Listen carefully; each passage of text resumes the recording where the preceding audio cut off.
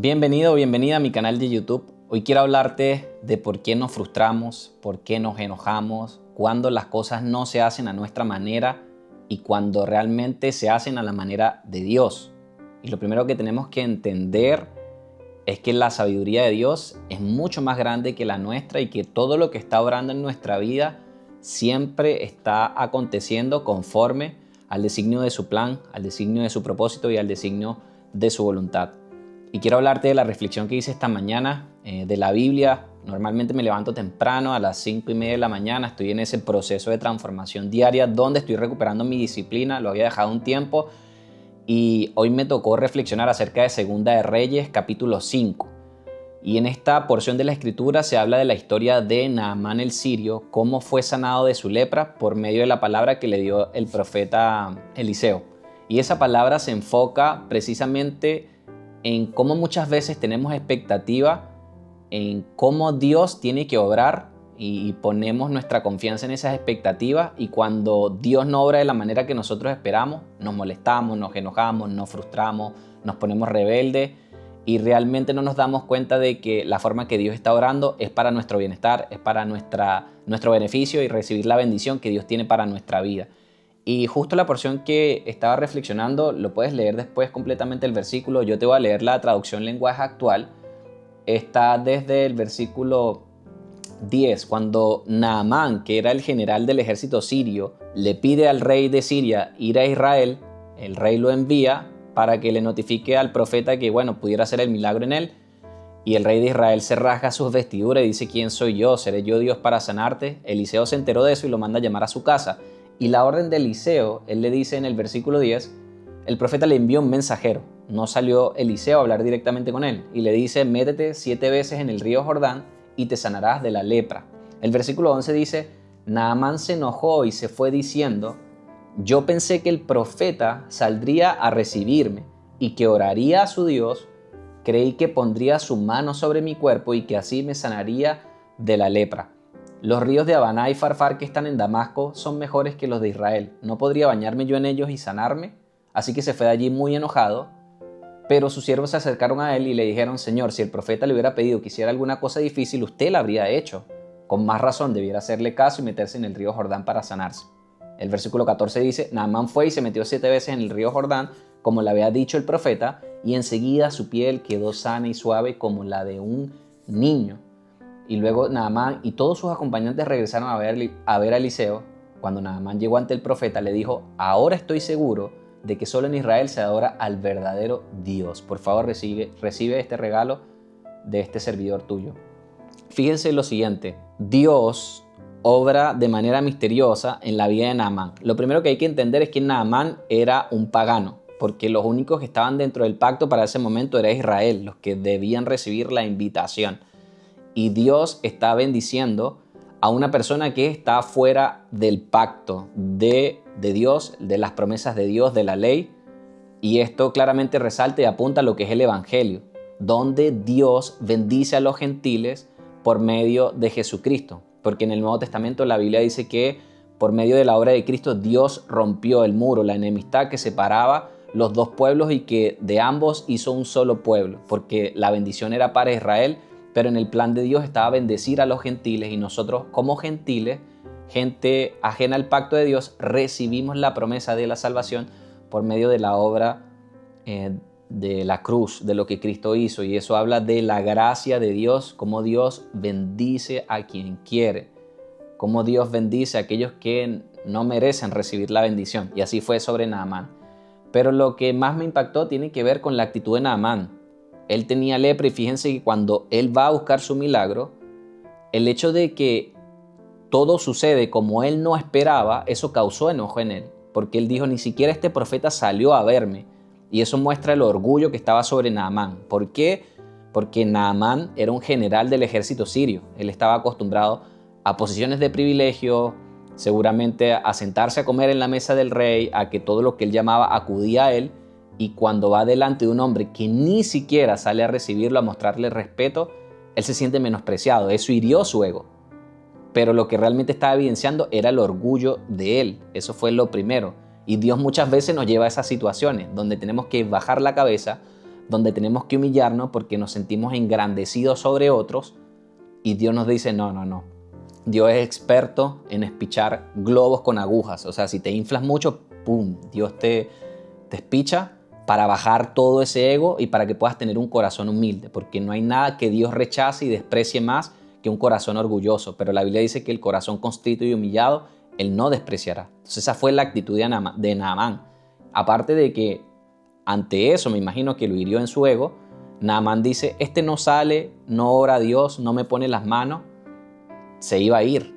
O sea, si Dios no obra de la forma que yo espero que obre, sencillamente me enojo y me molesto. Y así pasa con nosotros cuando hacemos peticiones, oraciones a Dios, en las cuales si Dios no nos responde de la manera que nosotros queremos, en el tiempo que nosotros queremos, en la forma que nosotros queremos, nos enojamos, nos ponemos rebeldes, nos alejamos.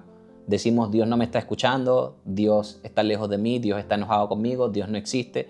Y empezamos a hacernos todas esas películas internas cuando realmente estamos aferrándonos a nuestro orgullo. Porque tenemos que entender que Dios no obra como nosotros queremos que Él obre. Él va a obrar conforme a su plan, conforme a su voluntad, a su propósito. Yo he aprendido a través de todos estos años que a través de esas experiencias duras que he vivido, de los procesos que he vivido, de los dolores que he tenido, Dios ha obrado como Él ha querido, con quien quiere, cuando quiere y como quiere. Eso es lo que hace que Dios sea soberano sobre todo. Entonces el corazón de Naamán fue expuesto, la exaltación que él tenía, ese orgullo en su corazón, y nosotros tenemos esa posición. Dios nos ayude a romper eso en nosotros y nos mantenga con un corazón humilde. Entonces él se enoja, pero él va al río, porque me imagino que se iba a regresar, pero es porque escucha el consejo de los siervos que fueron con él. Le dicen, Señor, si el profeta le dijo que hiciera esto, usted no lo iba a hacer. Y Naamán obedeció porque escuchó la voz correcta, escuchó el consejo correcto. Y él decide hacer eso. O sea, al final Naamán dice, voy a responder a ese consejo y voy a asumirlo. Y de esa manera él fue y se mete en el río. Y pasa así con nosotros. Cuando escuchamos los consejos correctos, cuando escuchamos la voz correcta, podemos nosotros recibir la bendición que viene de Dios, porque Dios muchas veces coloca gente en nuestro entorno, en nuestro alrededor, que nos va a dar buenos consejos. Esos buenos consejos no son la sabiduría humana. Los buenos consejos que Naamán recibió fueron consejos que estaban direccionados a lo que el profeta le había dicho, que era la verdad de Dios, que era la revelación de Dios. Los consejos que son buenos para nuestra vida son los consejos que están alineados a la voluntad de Dios, son los consejos que están alineados al propósito de Dios, los consejos que son conforme a la palabra de Dios, no como los consejos que hoy el mundo da, que parecen ser buenos, pero que al final están lejos de lo que Dios realmente establece en su palabra. Naamán escucha esos consejos y va al río y se baña. Recibe la sanidad y el corazón automáticamente de Naamán cambió.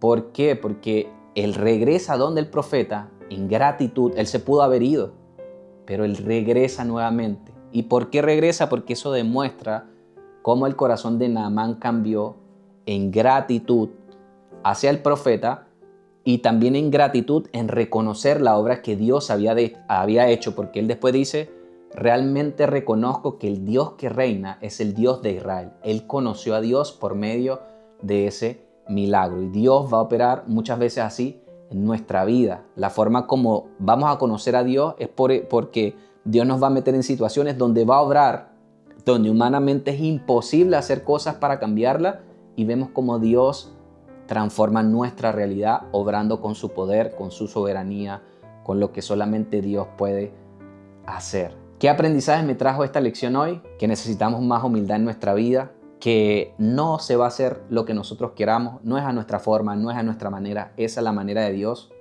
es lo que Dios hace conforme a su propósito, que tenemos que escuchar la voz correcta, que tenemos que escuchar lo que nos alinea a la voluntad de Dios, que fue el buen consejo que recibió Naamán. Nosotros necesitamos la palabra de Dios que nos direccione todos los días a que realmente podamos avanzar en el propósito que Dios tiene para nosotros y a que podamos recibir todo aquello que Dios ha preparado de antemano para los que le aman.